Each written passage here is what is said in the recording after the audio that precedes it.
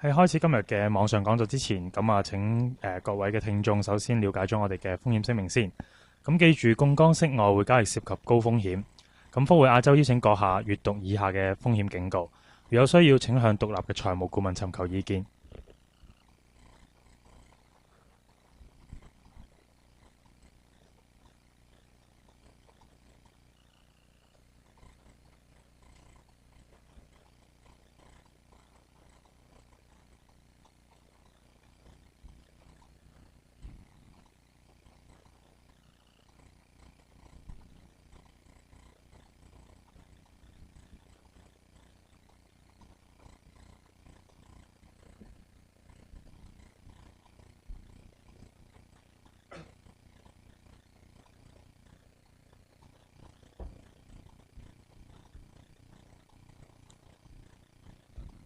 好，大家好歡迎大家嚟參加今日嘅福匯亞洲外匯交易網上講座。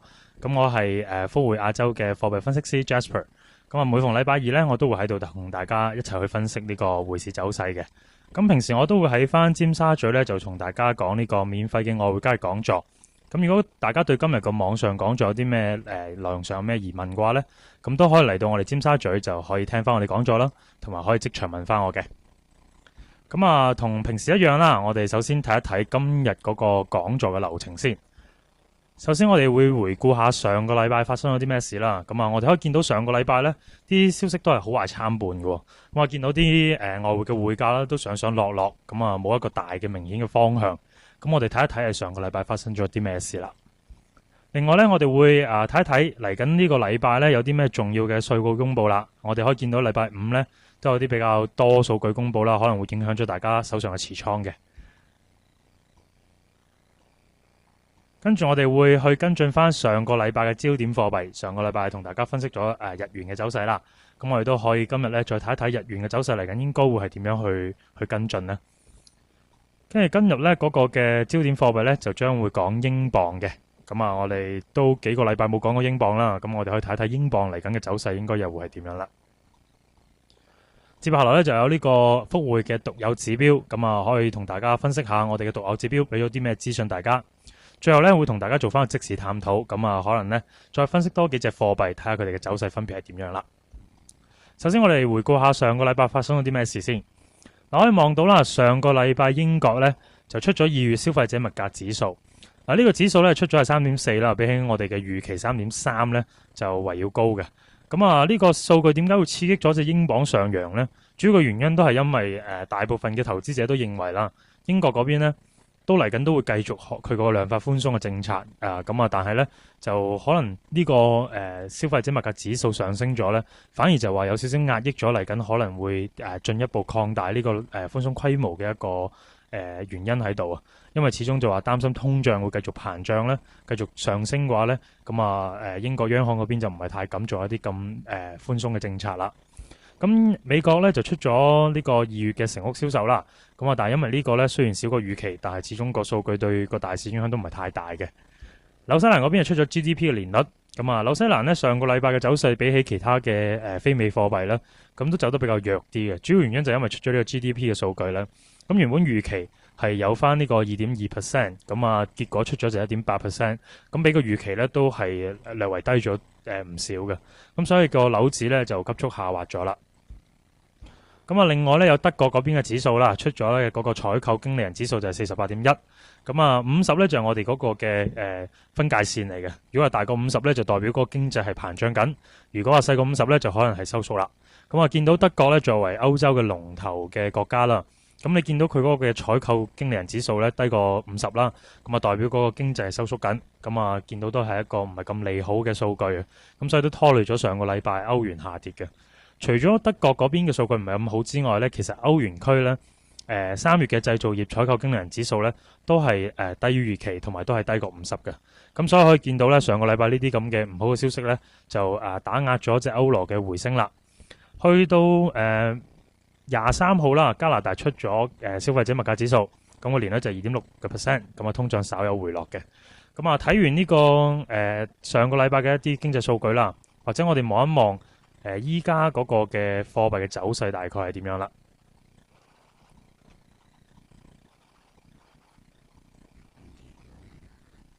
嗱，可以睇到呢，依家個走勢呢，我哋嘅歐羅係做緊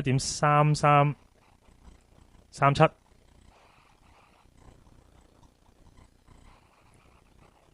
咁暫時個價格呢都係回升咗唔少嘅，都破咗1.33呢個水平。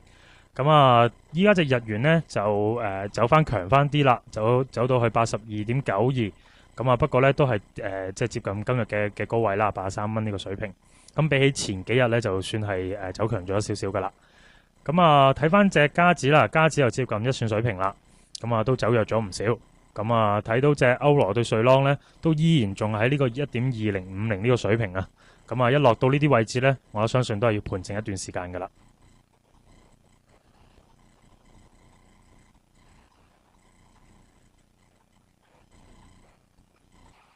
跟住睇下隻澳洲紙嘅走勢，澳洲紙暫時做緊1.0508。咁啊，呢個澳洲紙呢，喺咁多非美貨幣嚟講呢，算係走得比較弱少少。咁啊，但係尋晚都跟隨翻美元下跌啦，就開始回升翻啲啦。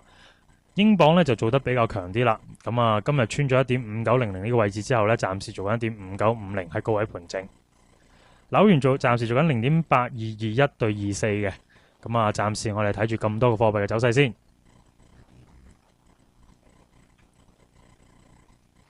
咁啊，翻嚟我哋嘅講座內容啦。咁啊，頭先同大家回顧咗成個禮拜發生咗啲咩事。咁或者我哋留意下今個禮拜呢，嚟緊又會有啲咩數據公佈啦。咁啊，聽日禮拜三呢，就英國會公佈第四季度 GDP 嘅年率啦。咁啊，預期呢0.7%同上一次嘅前值都係一樣嘅。另外就有德國嘅3月消費者物價指數會公佈啊。咁我睇下德國嗰邊嘅通脹水平會係點樣啦。另外禮拜四會出德國嘅失業率，咁啊德國頭先都講過啦，作為歐元區嘅一個龍頭，咁我哋望下究竟佢呢個嘅失業率可以反映咗佢個經濟狀況，究竟係做好啊定係唔好呢？咁啊禮拜四仲有美國嘅數據啊，第四季度嘅 GDP 年率，咁啊個預期就係3%。禮拜五就有兩個比較重要嘅數據啦，就包括咗日本2月全國消費者物價指數，咁啊依然都仲係處於呢個通縮嘅水平啊，負0.1%。另外最後就有翻3月密歇根大學消費者信心指數，咁呢美國嗰邊啦，就大家都好關注噶啦，睇下究竟嗰個數據做成點，因為呢個數據如果做得好嘅話呢，即係代表美國經濟呢都係持續喺度復甦緊啊。咁啊，其實咁樣做呢，就會有少少妨礙咗啦美國嘅美聯儲呢，伯南克去推行呢個量化寬鬆政策嘅。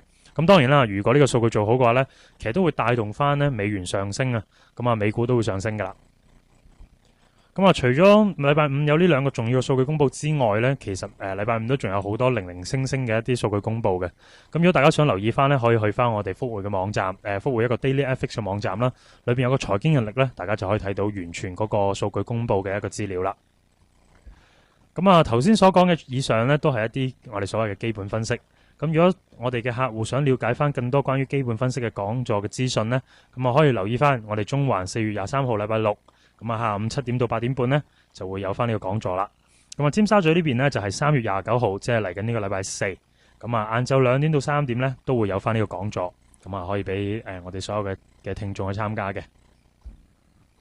好啦，咁啊睇完所有嘅數據之後呢，咁我哋不如就跟進下上個禮拜美元對日元嘅走勢係點樣啦。上個禮拜呢，如果大家有收聽或者有睇翻個重播嘅話呢，咁應該都記得我講過就係話。美元對日元呢，冇錯，咁啊日元就走弱咗唔少，咁啊喺翻低位上到嚟咧都800點噶啦。好多我哋嘅投資者啊，甚至乎一啲大型嘅投資機構呢，咁都認為日元呢可能開始轉勢。咁當中有啲大型嘅機構呢，就預計啦，可能嚟緊隻日元呢會上翻去86呢個水平，甚至乎去到90添。咁啊，但係如果你話短期嚟睇呢，你問我係咪話真係日元完全轉勢走弱呢？咁我就暫時覺得唔可以咁早判斷到喎。點解呢？上個禮拜都睇翻個圖呢，見到日元嘅走勢落嚟，其實都有曾經兩次一個比較大嘅回調嘅。咁啊，兩次走勢呢都超過1004點，但係結果呢都係走翻強，走翻落嚟。咁啊，今次暫時走咗800點，咁早去判斷佢係咪轉勢呢？咁啊，我覺得係未係時候住。不過呢，我哋可以睇到就係話喺翻呢個美元對日元嘅周線圖呢，你可以見到85呢個水平，大概喺翻呢個位置左右啦。可以見到咧係一個比較大嘅一個阻力位置嚟嘅。咁啊喺呢個位置咧就150天個周線啦，同埋呢個我哋嘅 pivot level。咁啊 R2 呢個即係阻力位置2啊，咁一個位置嚟嘅。咁喺呢個位置呢個阻力都比較強大㗎啦。咁所以我哋第一個暫時見到個阻力位置都會喺呢度。咁但係見到啊日元呢暫時個匯價呢未上到去啊，都已經係有翻呢個買盤支持呢，就開始落翻去82.87呢啲水平。咁我哋可以望下嚟緊嘅一啲走勢。嗱，睇翻個日線圖可以見到啦。咁喺短期呢個嘅日元走弱啦，亦即是美元對日元走強嘅呢個圖表可以見得到。咁我哋畫翻黃金分割嘅一個技術指標啦，可以睇到暫時咧美元對日元向下嘅一個目標咧就係81.06呢個水平嘅。咁如果可以衝破到呢個水平咧，下一個阻力位置咧就更加大啦，就會喺翻79.14左右。咁啊，我哋可以暫時留意下隻日元咧個走勢應該會係點樣走啦。咁啊，如果話可以去到79.14之後守穩再上嘅話咧，咁我相信咧都有機會挑戰翻85呢個水平嘅。不過暫時走勢係點咧？我哋不如睇下依家現價嗰個嘅走勢啦，好唔好啊？嗱，我哋望下日元嘅走勢。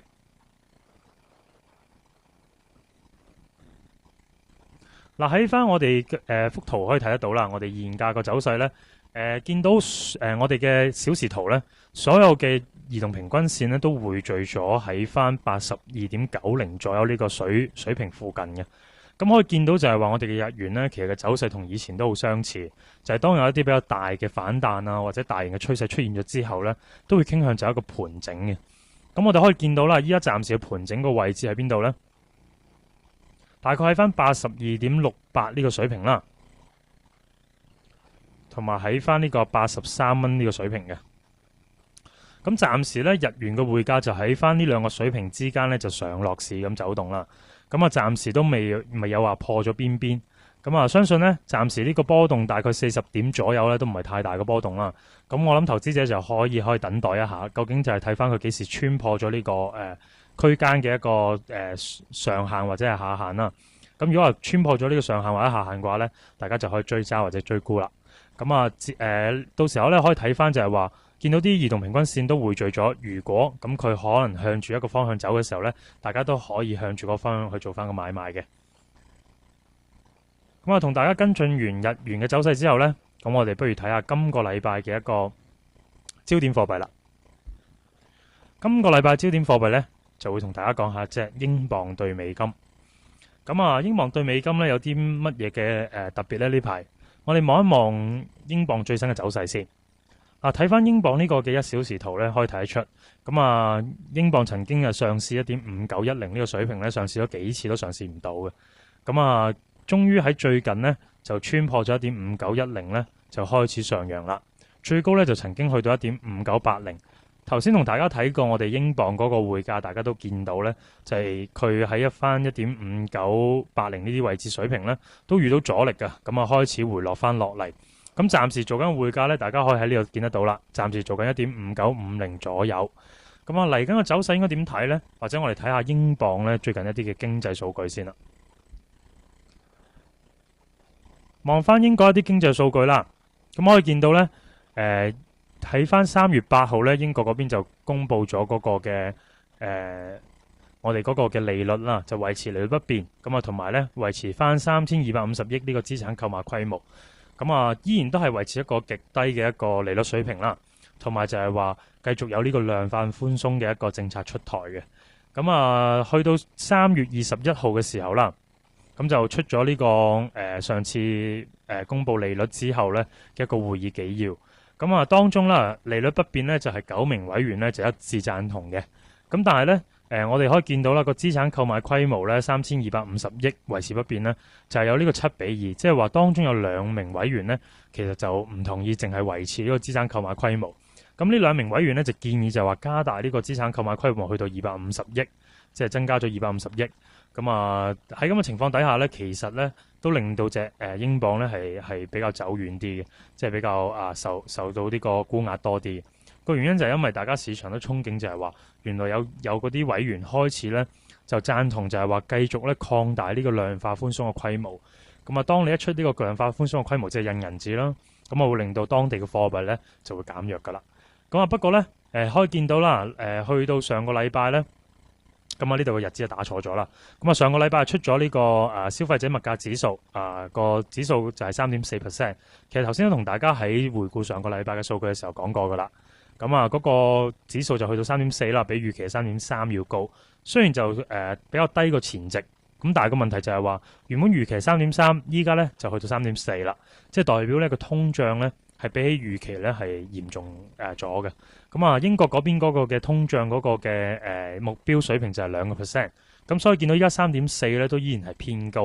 咁喺個通脹偏高嘅情況底下咧，其實係會減低咗英國央行推行呢個量化寬鬆嘅一個政策嘅意願嘅。主要原因就係因為咧，當你推行呢個量化寬鬆嘅時候咧，其實就會間接地啦推高咗嗰個嘅物價指數。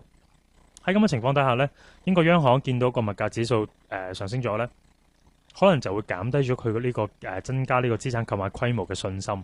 咁喺咁嘅情況底下咧，市場就預期可能話嚟緊嘅資產規模咧都可能未必有得擴大啦，甚至乎可能會減少添。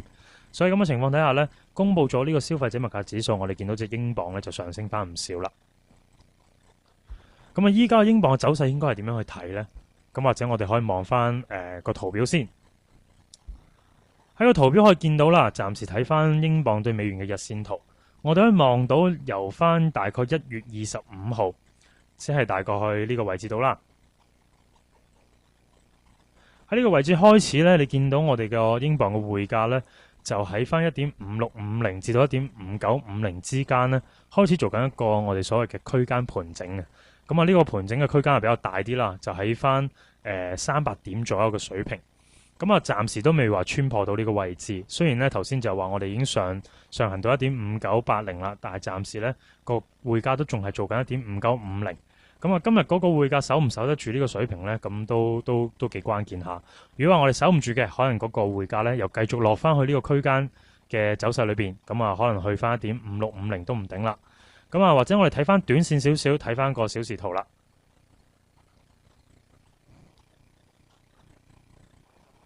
如果我哋望翻小時圖嘅話呢，大家可以見到呢，依家暫時英鎊嘅匯價呢，咁啊都上行得幾多下嘅。咁啊前排呢就突破咗1.5900呢個水平啦，大概1.5951呢個水平。咁喺呢個位置之後呢，見到個匯價呢都依然係繼續上揚，咁啊上試過1.6000呢個位置嘅。咁啊，我哋嚟緊嘅後市應該點樣去部署呢？咁大家可以留意翻就係話，如果匯價回落翻1.5900而守得穩嘅話呢，咁啊大概喺呢啲位置度。如果呢啲位置可以守穩，並且就係話可以繼續上揚嘅話呢，咁大家就可以考慮增持隻英鎊啦。咁啊，止蝕位置呢，可以做翻喺翻之前嘅低位啦，亦都係區間嘅底部，大概係1.5780左右。咁目標呢，就可以望翻1.6100呢個嘅整數位置啦。咁啊，呢個呢，就係英鎊走勢嘅分析。咁啊，都係今日嘅焦點貨幣嚟嘅。咁啊，睇完今日嘅焦點貨幣呢，咁我哋又再望下我哋嘅復匯嘅一個投機情緒變化嘅指數啦。嗱，喺呢個圖表上面可以睇得到啦。我哋望下圖表嘅右手邊，見到呢，我哋嘅投機情緒指數呢，喺翻3月19號。咁啊，做緊係-1.4嘅。咁啊，最後呢，你見到呢個數字係不斷地變大啦。咁啊，去到呢最後27號，即係今日啦，係去到成-2.05呢個水平嘅。咁啊，見到呢個負數嘅增加呢，即係代表咗啲乜嘢呢？代表咗我哋嘅散戶投資者呢，其實係不斷地喺度沽空緊隻歐羅。咁我哋望翻個圖表，可以見到個匯價呢，喺翻3月19號嘅時候做緊1.3152。咁喺呢個時候咧，見到個匯價咧就係不斷地持續地上揚啦，亦都係我哋復匯嘅散戶投資者咧不斷地去沽空隻歐羅嘅時候啦。但係見到隻歐羅咧就越沽越有，最高咧就升到去1.3366水平添㗎。咁喺呢種情況底下都可以見到啦，原來投機情緒指數咧都係一個真係唔錯嘅反向指標嚟嘅。咁亦即是話，如果見到我哋嘅散戶投資者做緊一個做緊一個沽空嘅方向嘅話咧，咁我哋就應該咧係做相反方向去持有啦。不過咁啊，提翻大家啦，因為始終歐羅咧，據我觀察咧，佢嗰個嘅投機情緒指數每逢去到2呢個水平咧，咁啊都係去到差唔多盡頭噶啦。咁所以大家投資者依家要留意嘅咧，就係話究竟幾時呢個 -2.05嘅水平咧，開始回落翻去-1點幾嘅水平，代表就係話我哋嘅散戶投資者咧開始就話平咗佢嗰個嘅沽空嘅倉啊。咁喺咁情況底下咧，亦即是話買盤開始湧入，咁呢個時候我哋反而就要考慮係咪要沽空隻澳洲紙啦。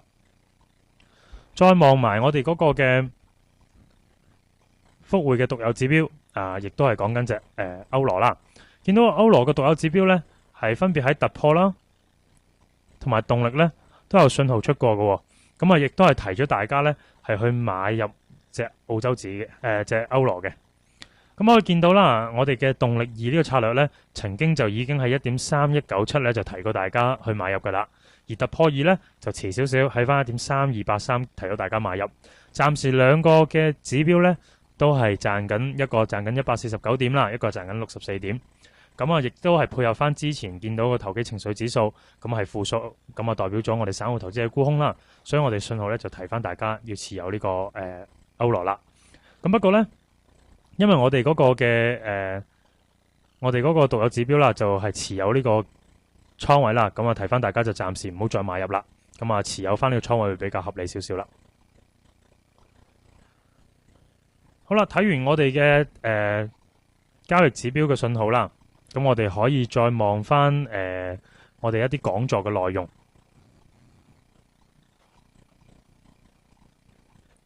咁我可以睇翻我哋嚟緊呢獨有指標喺翻中環同埋尖沙咀都有兩個唔同嘅講座嘅，咁大家可以留意翻啦。咁睇翻個時間，如果適合你自己嘅時間嘅話呢，就可以上嚟參加翻啦。好啦，咁睇完我哋嘅獨有指標啦，咁我哋可以望下今日嘅即市攻略。咁我哋睇下今日有啲乜嘢嘅我哋嘅貨幣可以留意一下啦。